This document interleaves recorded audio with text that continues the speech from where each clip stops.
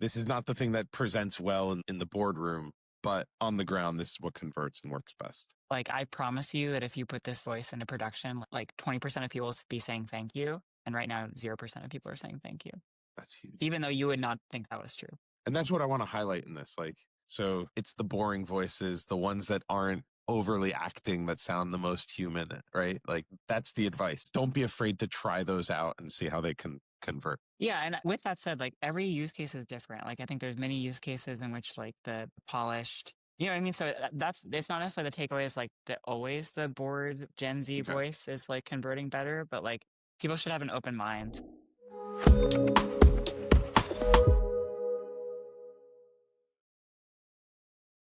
This is the Convoy AI World Podcast, where we interview the founders and builders pushing the voice AI space forward.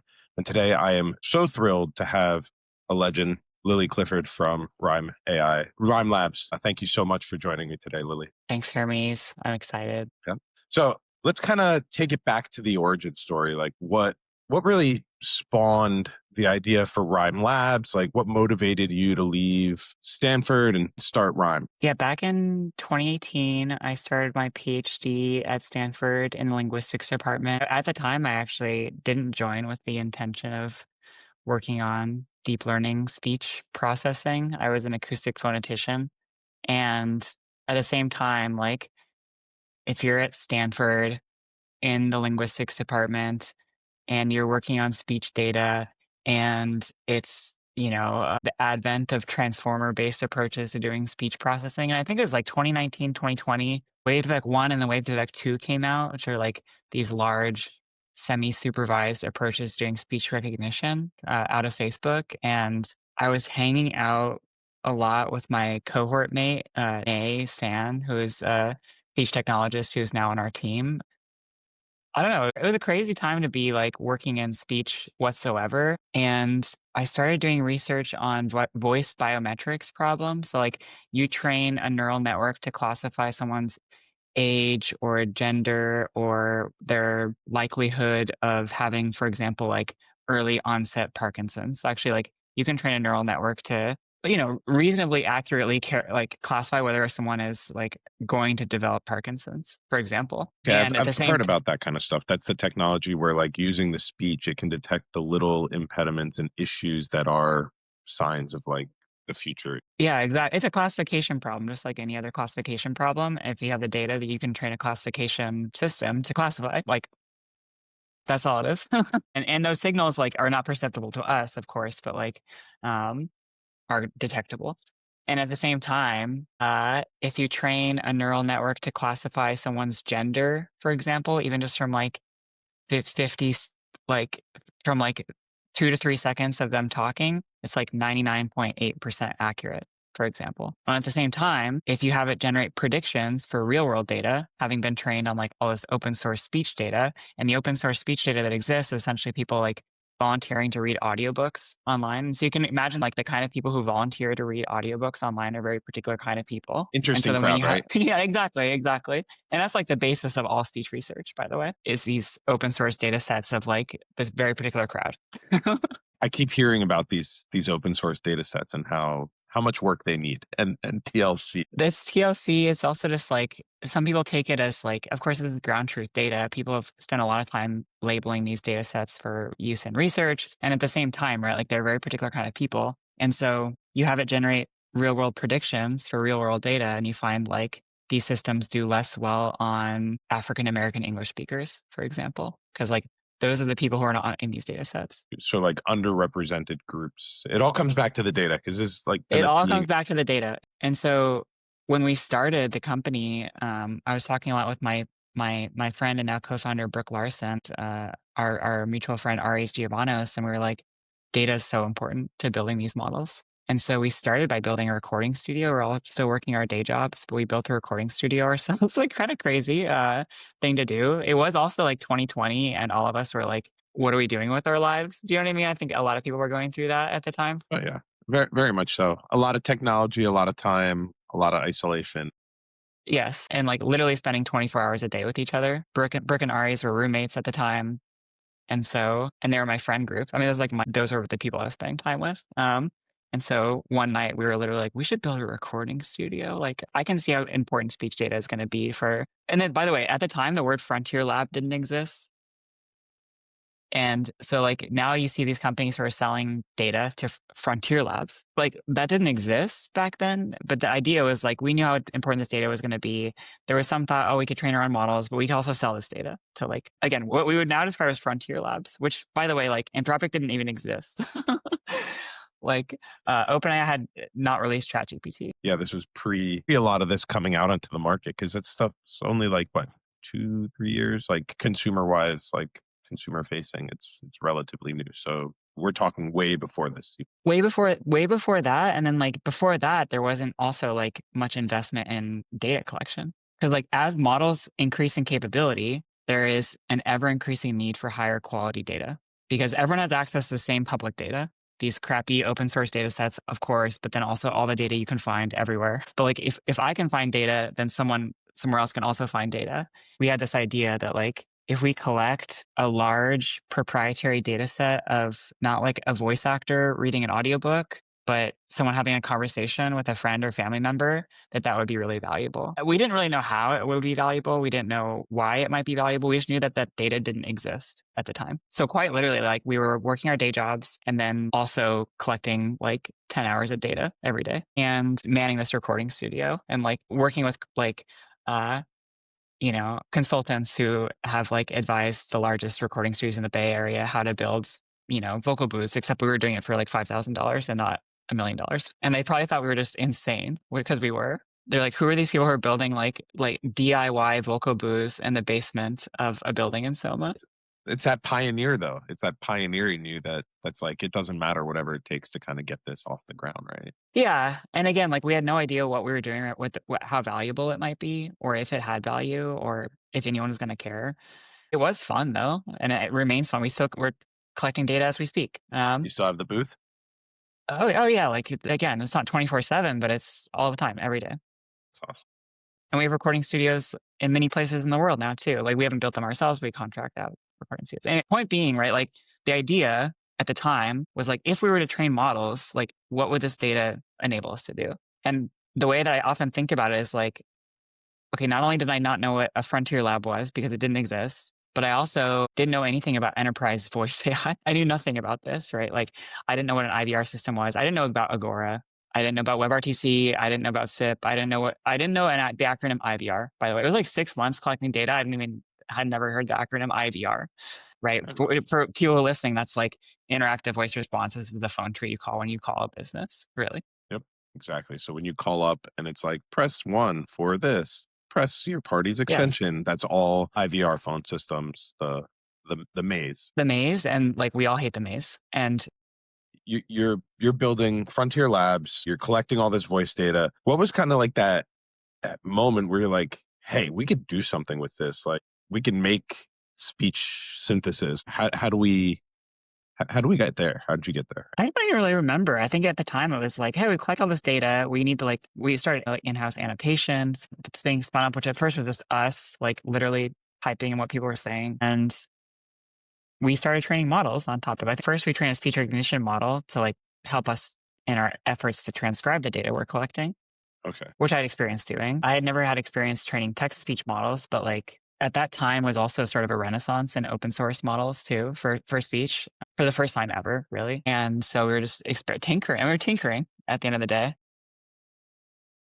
And you train a text-to-speech model on this data and you're like, wow, I've never heard anything like this before. Like sounds like my friend, not like a voice actor. I'm getting chills. It sounds like one of those moments where you're all kind of sitting around and you're like, wait, that sounds real.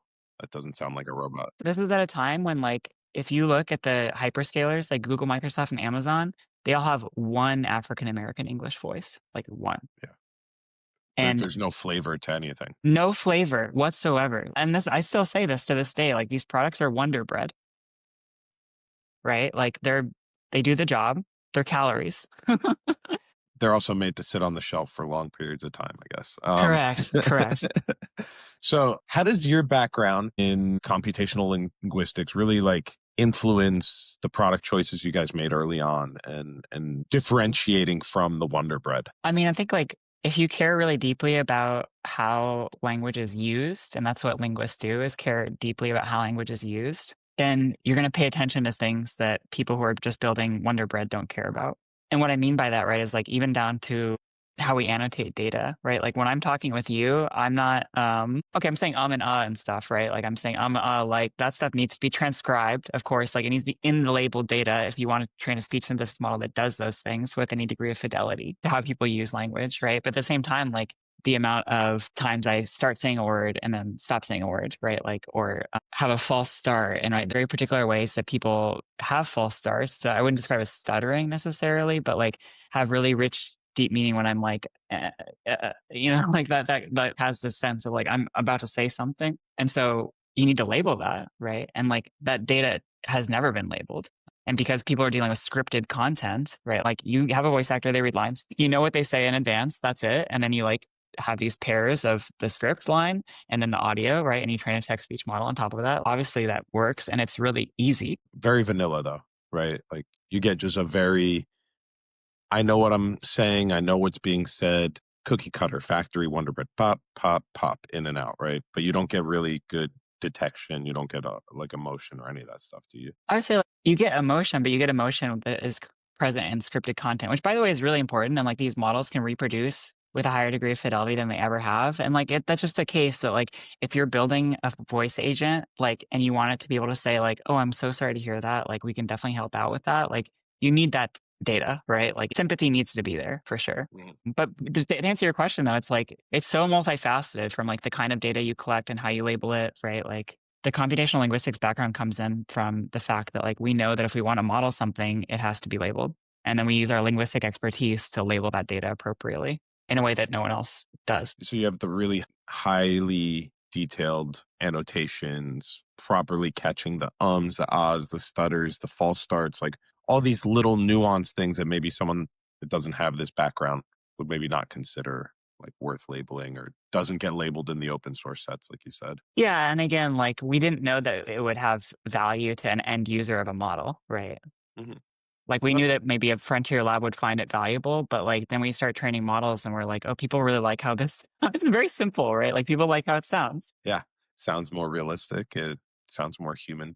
People tend to prefer it. I often think like the axis that people often forget about is like we often say like realistic or human like, but we very rarely say relatable. I like that word, relatable. Because like speech models are really good. I mean, they're really good. They have problems, of course. There's these problems with hallucination around consistency and accuracy of pronunciation of these really critical words, right? In business contexts, like prescription names, et cetera. Like there's this long tail of problems. And at the same time, right, like speech models are really good. They sound really good. But then the next question is like, is it relatable?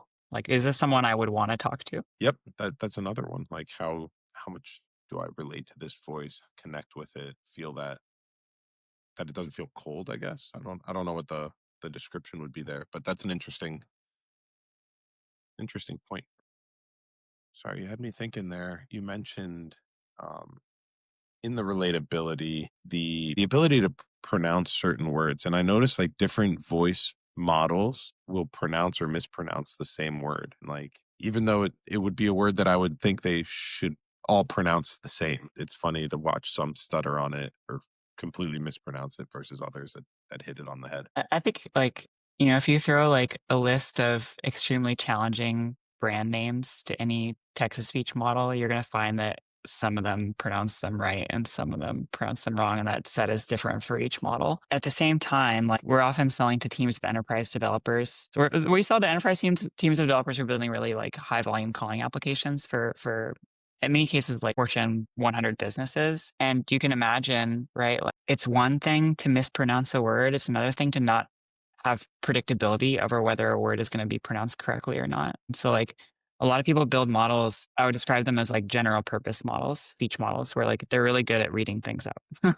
But what you lose from having this like less rich, what you lose from having less richly annotated data on the phonetic level, right? Like I'm talking like having a phonetic transcription system for the data, and that's what you train the text speech model on, not just how the words are spelled, right? How you and I would spell them. Then what you lose is predictability and control. And what I mean by that, right, is like if you send Haagen-Dazs to our API, maybe, I'm not sure, maybe we pronounced it incorrectly today.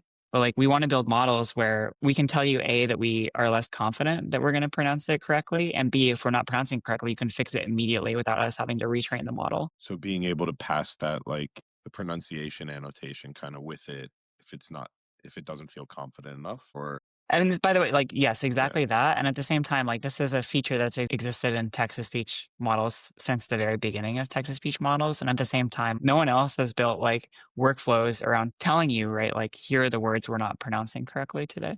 Otherwise, you just have to like call yourself and guess. And by the way, this wasn't a problem like pre-LLM, because if you're talking about this IVR maze, right, like everything's basically like pre-generated. You can run QA, and once you run QA, that's it. You like everything sounds good. If we're not pronouncing Haagen-Dazs correctly in the phone tree, you pass the International Phonetic Alphabet, you use the text-speech model to create audio, done. But like now in the era of LLMs, you don't even know what the voice agent is saying before it says it. it's completely unpredictable. So the ability to pre-QA it Yes, has gone out the door, right? So it's more about like, how do correct. you pronounce it predictably? How do you ensure that there is confidence or no confidence? And really, it's like the rhyme thesis is like, if you don't have a path to 100% accuracy, then enterprise won't adopt. Like, I'm not saying you have to have 100% accuracy, because we're never going to have 100% accuracy. But if you don't show teams of developers who are building voice agents a path to 100% accuracy, They're they not can't going to build a feel product comfortable. really. Yeah, Yeah. they can't build, right? And so like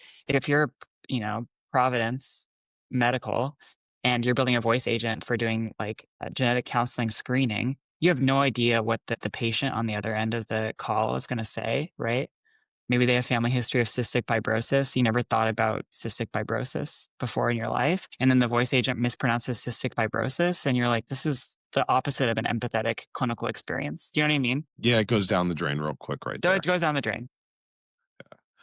Um, that's super interesting. So, in terms of these nuances in the linguistics, like accents, intonations, the emotional variance, like all of this, is that captured like in the model differently than maybe like a regular TTS ASR type system, or do you kind of follow standard methods? It's just more about the richness of the data and how good you are with it. It's not rocket science. I would describe it as like Okay. not right. You know what I mean? Like it's not rocket science. Like garbage in, garbage out. No, Like no, it's a richness common in. fact I hear. No, no, no, Yeah. no. But it's worth restating. Like Yeah. what makes us different is not necessarily that we're like rocket scientists, and we have linguistic expertise, and like we value that linguistic expertise. And so like as a result, we foreground it in the data that we collect and annotate. But at the end of the day, it's just like that's what we're focused on. And if you're building a general purpose voice model, you don't need. I mean, you might not care. I mean, that's okay. And that's like what I think is most exciting too about modeling, right? Is like, okay, take Sora 2, right? Like, did they build Sora 2 with the intention that like if you, Hermes, are adding your likeness to Sora 2, that it's going to like pronounce your last name correctly? No, I don't think so. Not at all. And there's so many cases where Yeah. it just doesn't, right? And so like, but I don't think that's what's important about Sora 2. Sad to say, like, I would be great if it could pronounce your last name correctly. I'm happy that it gets my first name, but it's a different story. Anyway, you get what I'm saying, right? Like, that's what's exciting Yeah. is like, there's different models for different use cases. And I've definitely seen it. Like, depending on what kind of agent you're trying to build or what kind of task you're trying to accomplish, the voice that you're using, the model that you're using all kind of plays into that pipeline, right? So it's like selecting the right tool for the job. And like customer experience, and I would say like we're training voice models for customer experience is really like, and again, this is not a term I knew 3 years ago, customer experience, but when you look up the definition, it says something like it's the sum total of impressions that a customer or consumer has with your brand, right?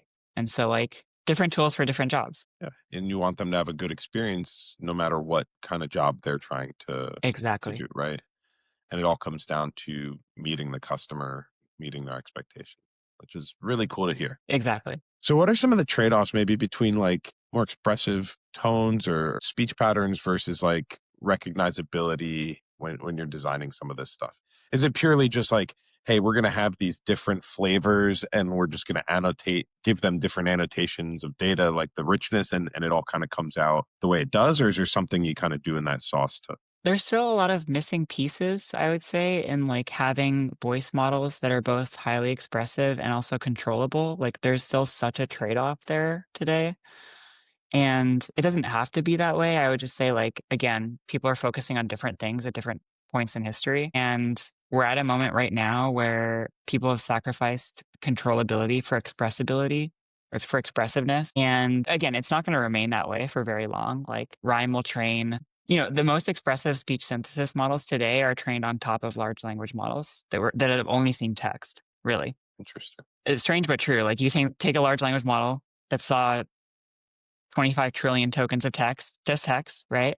And then you start showing it text and audio, and it learns text and audio. It's crazy, but true. So it becomes kind of multimodal. It is yes, exactly. Which, by the way, like, no one would have ever described a text-to-speech model before as multimodal. Like, you predict audio given text, but in that way, like, text speech is like the OG multimodal. It's never not been multimodal, what I'm saying, but like, to your point, yes, like, definitionally, in the way that people talk about large language models, it becomes multimodal. Yes. Yes. Okay. The benefit of that is, like, it saw 25 trillion tokens of language, right? So it basically understands something about language. It's able to create those little nuance patterns in the written language, which can then Correct. somehow help reinforce it in the audio pattern. Crazy, but true. And at the same time, like, those 25 trillion tokens of text data are not phonetic representations, right? They're just Not how at you all. and I would spell words. Yeah.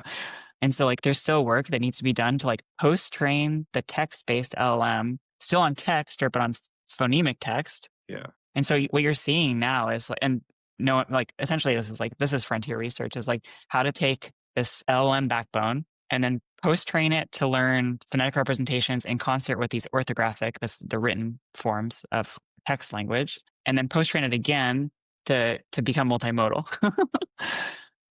And so that's really the cutting edge, is like, and that's how you're getting, like, a high level of, like, nuance and richness in the spoken language, while also getting the controllability that comes with the phonetic representation. So that's the future. It's amazing. And that's like the bleeding edge right now. Like, that's the frontier that is really pushing the space forward. Yeah, it's like Google and I Rime wonder. basically that are doing that. That's awesome.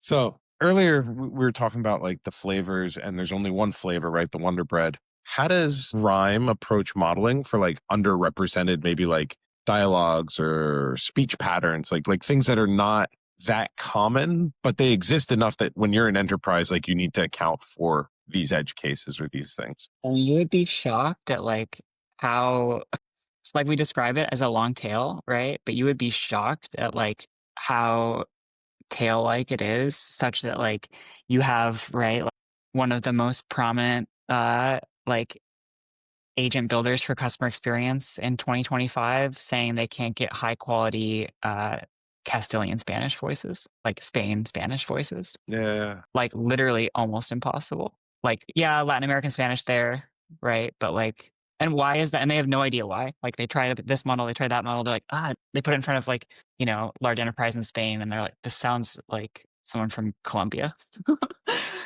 You know what I mean? And so I like, it's such a moving target too, because, like, languages change all the time, and, like, the colloquial variety of a language changes all the time. And as these AI agents become more capable, our expectation that they remain colloquial, right, and, like, sounds like people talk today will be ever increasing. And so you have to collect that data. I don't know, and you have to, like, train models that are purpose built for fidelity to how people expect that people talk. And at the same time, like, not only by the way, there exists, like, Castilian Spanish models from 4 or 5 years ago. People just don't like them anymore, right? Like, taste is ever changing. And with that said, like, there is essentially no high quality Hindi text-to-speech model in existence today. There is essentially no high quality, like, Arabic text-to-speech model in production. Why is there no high quality Arabic text-to-speech model that exists? Because people built Arabic text-to-speech models for what's called modern standard Arabic, which is a form of Arabic that no one speaks natively. It's like what every audiobook would be narrated in. It would be like as if we were reading Shakespearean English all the time.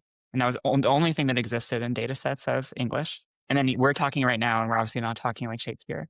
I mean, we're not even talking about like traditional English. We're talking like American dialect of English, right? No, yeah. So, like, the first order problem is just like having, Saudi Arabic, like generic Saudi Arabic. And then moving down into the And then moving down, right? Because, like, we've proven that, like, if you talk to a fast casual restaurant voice agent in Atlanta and you hear an African American English voice, that your likelihood of completing that order increases. Just because of the relatability. The relatability, exactly.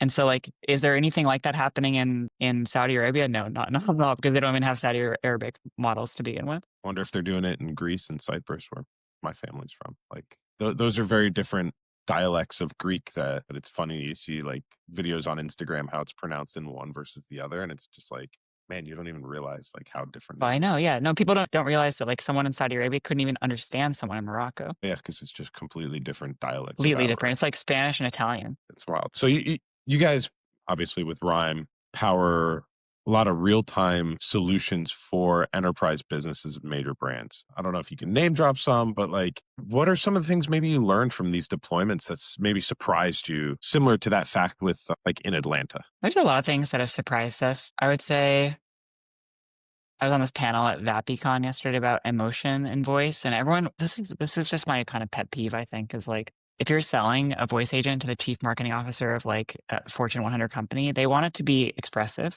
right? Like they want it to be like really highly perfect. Yes. And then what we found in production is like the best performing voices when you're able to measure call success, like in fast food, for example, like if someone completes an order, you have an upsell, it's a pretty successful call, right? Yep. Exactly. They spent their money. Success. Yeah. Success, 100% success. And they said thank you at the end, right? So 110% success. What we find is like the best performing voices are not those polished, perfect voices. They're the ones that sound human.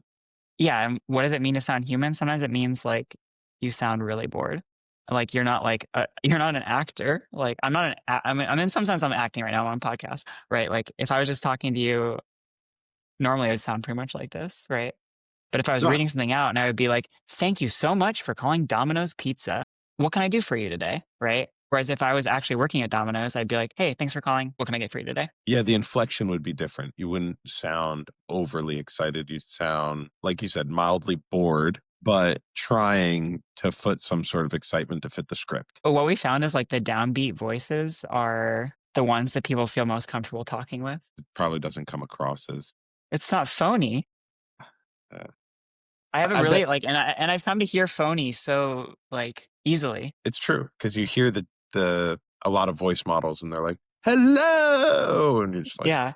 Yeah. And like some of our customers do want like a higher level of controllability. Like, you know, someone's building a training simulation for a contact center and they want sometimes it to sound angry, right? They want control over that. They want it to sound frustrated. they want to enforce that. Yeah, 100%. But like at the end of the day, customer experience, like customer facing customer experience isn't, I hate to say it, but it's not rocket science. Like you want it to be a good experience. And part of being a good experience is not sounding so forced and phony, I think. Yeah, no, this is like super interesting, making me think about my brain's going in a million directions. So we're going to keep back on Awesome.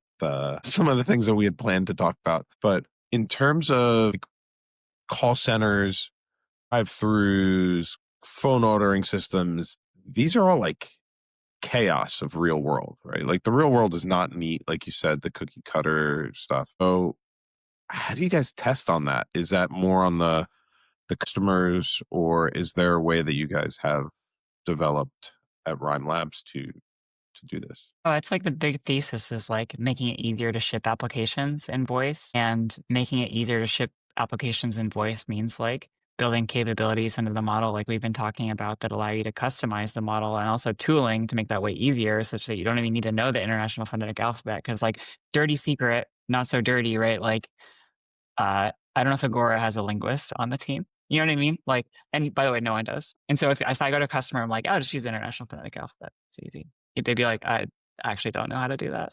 Right. And so like having a tool where you can just record yourself saying the word and then it's live in production pronounced correctly without you having to know the international phonetic alphabet. Like that's the kind of thing we like building. Okay. So the tooling around getting people in there and lowering the barriers. Lowering the barriers, right? Like making it easier to pave a path towards 100% accuracy. Because like the status quo, I'm not joking. Like status quo is like you're like, okay, you're a customer of Agora, right? Like you're a customer of Agora and contact center. You're the VP of customer experience somewhere. Like, and Agora like has this developer platform for helping you build these experiences, right? Globally. And then like, what is the status quo? The status quo is like the VP of customer experience is like complaining to people about like they're calling themselves and being like our brand name is pronounced incorrectly. And that's not great, right? Yeah, that's not what you want to be hearing. Uh, No, and like we don't have control over the full application. Like we're just doing the voice that the customer hears, right? And building a successful voice application is extremely difficult. Like the amount of moving pieces now are innumerable, right? People are fine tuning like 15, 20, 30 large language models, depending on how complex these calls are. And each of those language models is handling a very particular part of the call and like the handoff and the tool call. And it's like enormous problem space. And I don't think anyone has figured out how to do like evaluations in a way. I mean, people have figured out how to do evaluations, but it's always a moving target, right? Because as capabilities increase and the application surface area increases, so it's like total Wild West. We just want to do our part to make it easier. I love that. Just doing their part to make it easier. That's like a really pioneer builder type mindset, and I love it. The developer product and go to market remains underappreciated, even if you're selling to enterprises. No, that developer experience makes a huge difference in terms of adoption and how you get those internal champions to kind of like build with your tools and really push forward and supporting you as a provider, right? Like here's real feedback, here's the challenges we're facing so that you can help them be successful. You mentioned how some of the best voices in terms of conversion and success are the ones that sound very human, right? Like they're bored, they have these inflections. And how has that been like from a customer perspective? Like you go into a meeting with some senior executives and they're like, we want to do these voices, and they're very set on like a style. And you're like, actually, let's tone it back. We're going to do these like really simpler, more bored style, like human. Do they go, no way? Or are they like all in? They're like, we trust you. They push back. Most of the time they do, yeah. Most of the time they do. Yeah. No, and it depends on the go to market. It depends who we're selling to, because like we sell to so many platforms, right? Like an agent building platform that just does fast food, or an agent building platform that just does customer support for these kinds of businesses, or you name it, right? And like when you're one of these platforms, you're competing against every other platform. And so like it is oftentimes like the chief marketing officer, where the end customer doesn't mean the person who's calling. That's in my mind, that's the end customer, where the end customer is like the company that's buying the voice agent. And so like it's oftentimes their opinion about which voice. And like they don't have a lot of control about like my whole narrative about like, oh, you need to A/B test voices and stuff, because they're like in demos, right? Like they need to be like calling people all the time. Exactly. And you're in a meeting going, hi, thanks for calling. No, I'm like, oh no, you should actually go in with this demo. And they're like, F you. I wouldn't get the deal if I put that voice in front of, right? So like there's that. And I totally recognize that as a dynamic. I just always try and educate people, right? Like, and people are generally like, yeah, I know, but I have to put this demo in front of someone. But if we're selling directly to an enterprise who's building in-house, or they're in production already somewhere and have trust with the end customer, then that's where people like to experiment. That's where you get that opportunity to be like, try this and watch how much better it makes the experience, even though it feels almost counterintuitive, right? This is not the thing that presents well in the boardroom, but on the ground, this is what converts and works best. Like, I promise you that if you put this voice into production, like 20% of people will be saying thank you. And right now, 0% of people are saying thank you. That's huge. Even though you would not think that was true. And that's what I want to highlight in this. Like, so anyone listening, it's the boring voices, the ones that aren't overly acting, that sound the most human, right? Like that's the advice is don't be afraid to try those out and see how they can convert. Yeah. And with that said, like every use case is different. Like I think there's many use cases in which like the polished, you know what I mean? So it's not necessarily the takeaway is like always the bored Gen Z voice is like converting better, but like people should have an open mind. I think that's all I'm trying to say. Got you.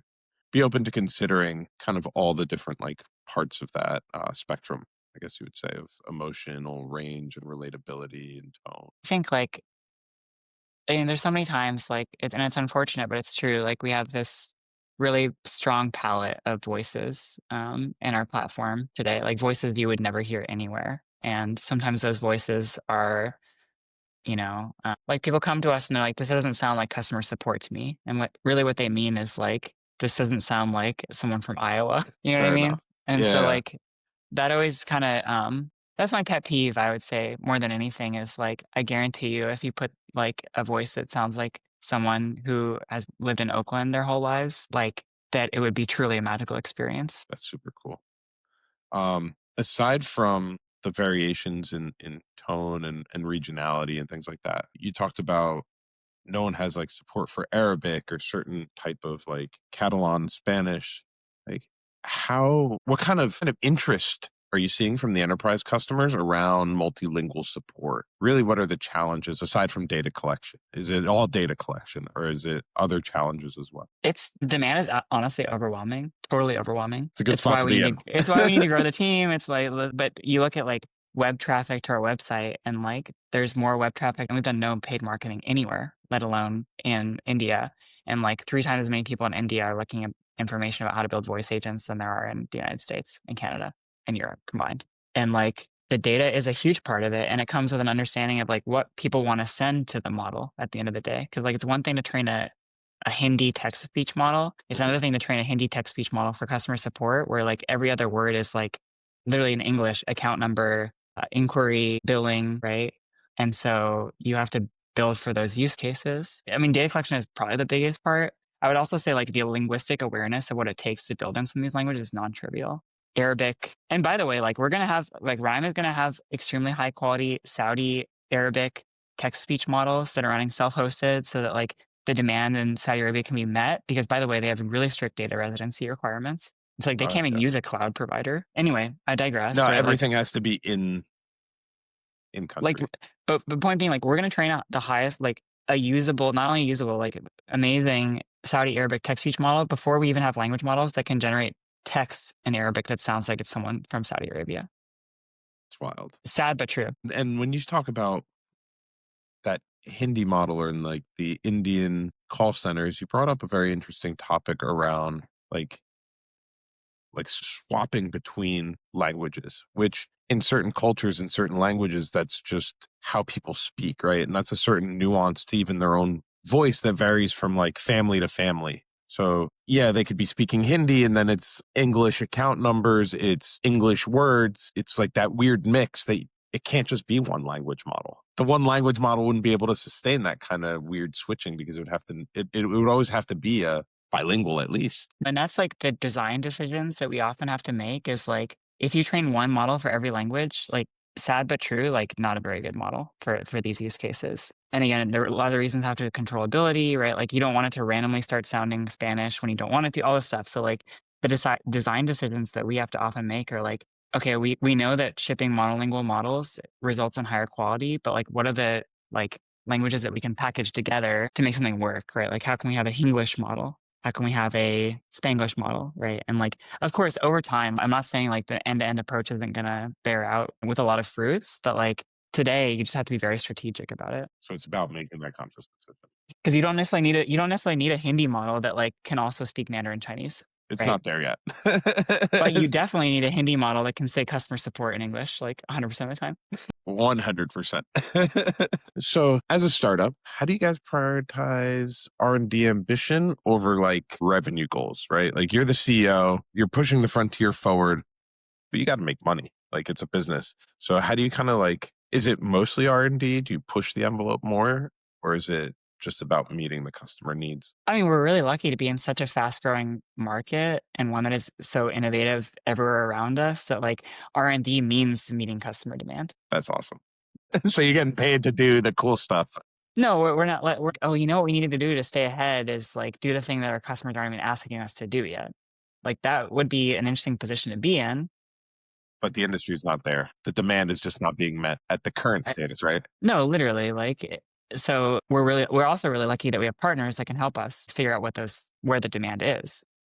And so like we wouldn't know that there's demand for X, Y, or Z language with A, B, and C capabilities built into the model that can be deployed in, D, E, and F ways unless our existing customers are like, hey, we really need this. So in that sense, like we're lucky.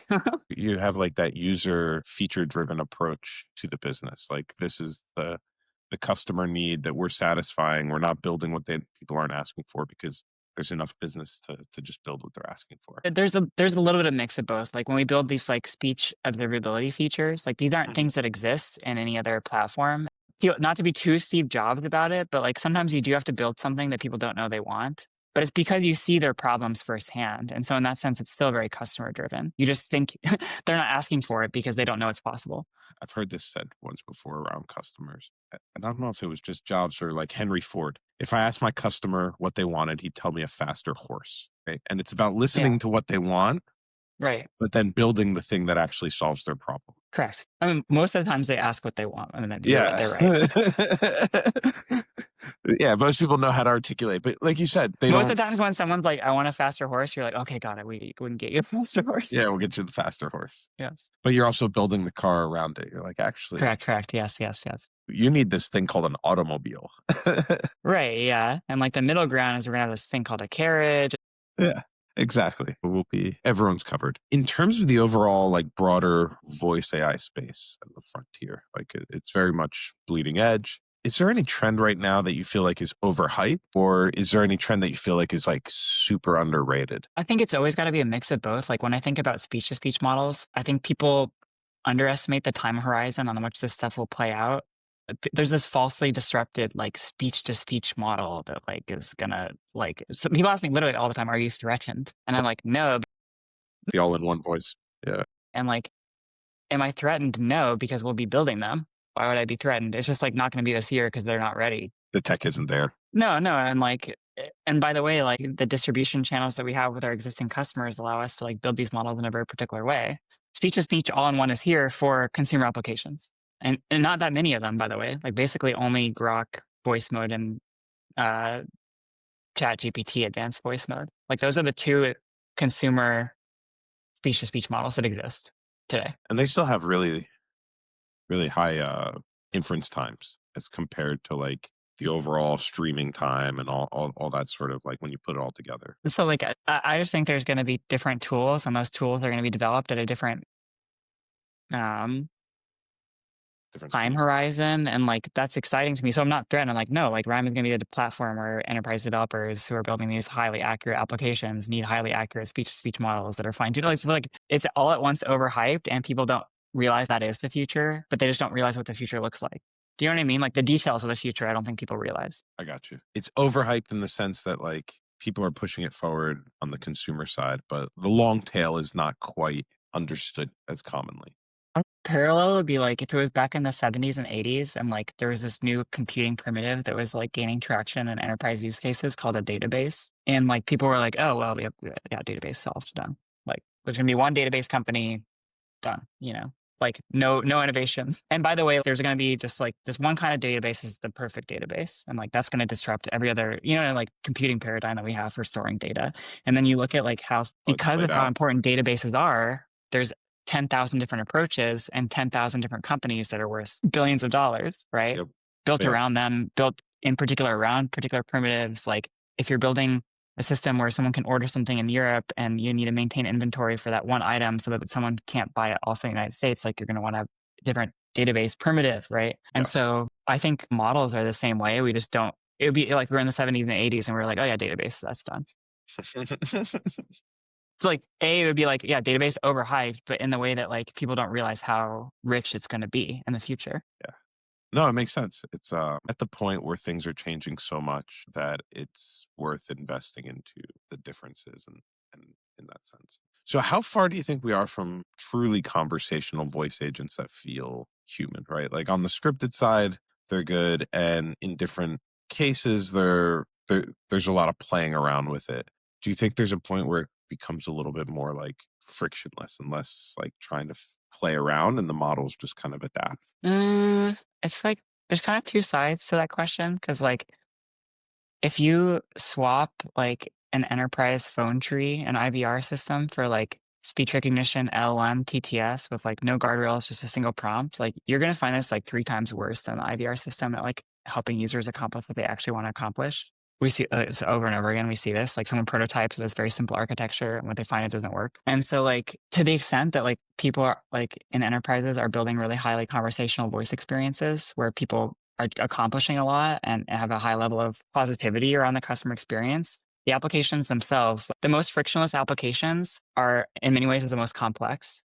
Like people fine tuning language models, they have all these guardrails, right? Like they have a deep sense of what someone's trying to do and they build for that. Gotcha. But in that sense, like it's not really frictionless, right? Like if you're building for food ordering, it's for food ordering, right? It's not for like having a conversation. Yes. And Makes so sense. like, I don't know, the future I think is one in which like you call Domino's and you can order, but you can also ask a bunch of questions. You can also be like, oh, by the way, did you watch the game? And that feels normal right now. Right now, that's not where things are at. It's just not. And so like That's, I think, what it would take. And I often think, like, on the speech modeling side, it's not going to feel truly, I'm not sure if enterprises will like this, but it's not going to feel truly conversational until the voice agent can interrupt you, which doesn't exist today. And people go on long rants where someone needs to butt in and be like, wait, did I understand this part correctly? That sort of thing. I mean, I think like like today, any voice agent, and it's sad to say, but like the most sophisticated voice agents, no matter how lifelike and frictionless they are to use, are basically a form. Like you say something, I say something. You say something, I say something. I say, oh, I didn't get that. Can you say it again? You just say it again. Like there's not a lot of back and forth. I mean, it's back and forth, but it's completely turn based. You know what I mean? So I think that's the future too, when it's like the bot will be able to interrupt you and be like, oh no, but what I meant is, Yeah. No, sir. Sorry. yeah, no, actually, no, you don't need to tell me that. I totally got that already. No worries. Here's another kind of interesting one more on like the frontier side of it. If you could like wave a magic wand and instantly fix one technical bottleneck with voice AI, what would that be? I think right now, like the one thing that's true, by the way, and people don't realize this about like the monolithic speech to speech models, as well as like the cascaded approach with different models, is like there's not a lot of state management in the emotional character of how you're interacting, right? And so, like in the cascaded system, it's particularly obvious because like someone says something and then three turns later they say something. There's not like the way that the bot responds in terms of inflection and prosody has no reference to 3 turns ago, no reference whatsoever. And like people think that like there are different right ways of tackling this. Like I think we have a thesis on it. I think everyone who's building voice models for customer experience also has a thesis on it. I think the people who are building speech to speech models just say it's already solved, even though it isn't, because like the context windows of these speech to speech models are actually very narrow to begin with. Anyway, point being, like that I think is the frontier, is when like the way that you say, oh, I'm so sorry to hear that, depends on like the thing that the user said 5 turns ago. Yes. So keeping that emotional context and awareness throughout the conversation and not feeling like it's just a piece of the pipeline that things are going Yes, through. correct. And it's just how it is, right? Like someone's like has an exclamation point at the end of the sentence, and they're like, they come to the voice model provider and sounds too excited. I'm like, wow, there is an exclamation point. You know what I mean? It's supposed to be It's excited. not the most. It's not the most helpful thing to tell a customer. It's like put a period. You know? Yeah. No, it's very interesting because as you say these things, I'm like thinking back to all these experiences of talking with AI models, because some I do basically like every day. I sit and we demo voice agents and we build voice agents, and I totally hear every piece of this, and I'm like, man, I just never could put my finger on it, but that's exactly what it's doing. It's just not Yeah. keeping that context or not having that emotional awareness in the same way that a person could continue to have that frame of reference, right? Yeah. There's very little emotional frame of reference. Exactly. So you talked about earlier how interesting it is to take like an existing LL, put audio to it, and it kind of learns. And do you see some sort of eventual like convergence of these models, or do you think they're always going to kind of be separate? Like TTS will be its own piece of the LLM, or like you said, is it eventually going to all converge to that all in one voice to voice? I mean, I definitely like here's the one main issue, by the way, with like multimodality is that we haven't figured out, as much as people like to say that we have, like we haven't figured out how to make a multimodal model that retains the reasoning capabilities of the underlying text model. And that's a problem. Yeah, I've definitely It's like, seen that. like It's like, I thought, by the way, like, and I'm not trying to knock anyone's work because, like, I played with Sesame, and the Sesame demo is like so incredible, so incredible. The character of the speech was so natural and engaging, and you could also tell it's kind of saying the same 4 things over and over again. You start to see the pattern that makes it Yeah, feel yeah, real at the beginning, but not in the long term. It yeah. doesn't And I think feel. a lot of that has to do with like, in order to get that really rich sounding speech, it needed to become kind of dumber. Mhm. Sad but true. And so, like, I think I can imagine a future in which, like, the underlying reasoning capabilities are so strong that we can take a hit to reasoning and it still feels like a powerful system. But definitely, I can see us, like, in the very near term, training large language models, again, on these text backbones, like, where they're trained in parallel to predict text tokens and speech that represents those text tokens. And so essentially what you have is a reasoning model that is a drop-in replacement for your current LLM in a particular part of your call flow that is also generating speech at the same time. And therefore you wouldn't even have a text speech model anymore. Yeah, you just have that one model that kind You of would have that works one on both model. pieces. And people are doing this from both sides, right? Like there are speech models that take speech in and produce text out. And so people are gonna this is truly Wild West, is like everyone's racing towards this future where there's truly multimodal models, but people haven't figured out what the intermediary steps are that are useful. Because like, I don't want to build something that's not useful.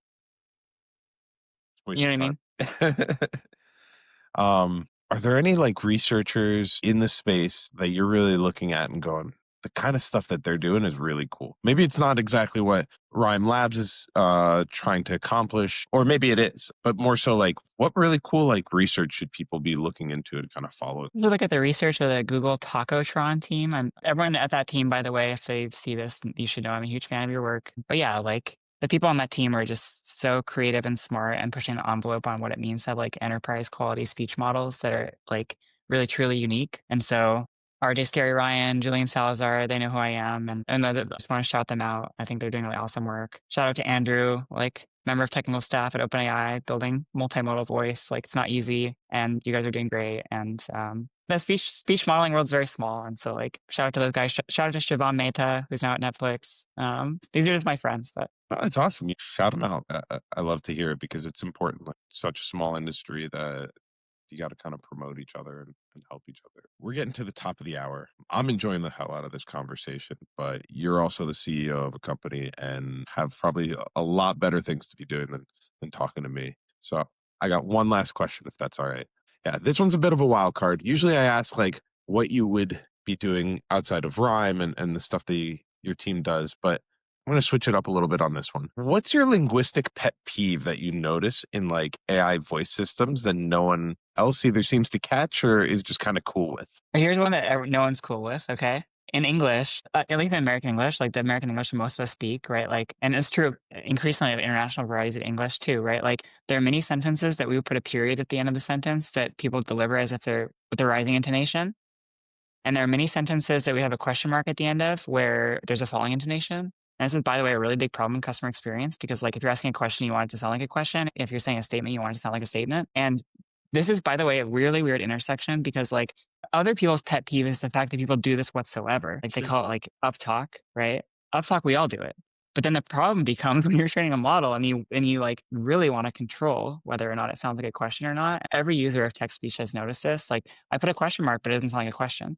And it's like, well, actually, like most people would say that sentence as if it wasn't a question. And so that's the stuff I think that like everyone notices. And it's a weird one because it's people's real life pet peeve that like, people do up talk. It used to be that we thought it sounded like Valley Girl. Now we just know that people do it. But like that to me is a pet peeve too, as someone who's building these models, because like I do want people to have control. So it's this weird tension of like, it's what real people do, but if you're building a voice experience, you don't want that to be the case. It's really weird. That's my tension often. It's an interesting one, but I also see what you mean. Like putting the question mark, you're like, it didn't just magically create some inflection at the end of this word. It Question mark like is took the whole, meaningless, by the way. it's like the whole sentence, right? Text, by the way, is meaningless. Like we've only been writing for like 10,000 years. Interesting. And so like Yeah. we have this really lossy system that everyone knows, that everyone uses every single day, in literate societies. And by the way, like it kind of sucks in many ways. Oh yeah. I'm a big fan of the voice in, voice out, even if Oh, it's 100%. cascading. Yeah. Keyboards are dead, that we just don't know it yet. And so I look forward to our weird technological society that's at the same time post-literate. I think that is very within the realm of possibility. I watch my kids, how they interact with like a cell phone and even an AI. Like I built an agent just for them with guardrails and they love to talk to this thing. And it's really cool to watch that. Like you said, they don't even care about the text or the words. It's more so like how it interacts and how it engages with them and how it helps them accomplish their goals, whether it's like asking a question or a story. All right, Lily, I really appreciate your time. Thank you so much for this amazing conversation. For everyone listening along, thank you so much for your time. And if you're following on socials, do that social thing, like, retweet, subscribe, follow. Subscribe, hit me up. Yeah, message us, let us know. Check out Rime, probably one of the hottest TTS providers right now. And we'll see you on the next Agora. one. Yeah, check out Agora, Conversational AI platform engine. for building conversational AI. I love it. Awesome. All right, thanks, Thank you. Hermes. Thanks, Lily. Bye, everyone.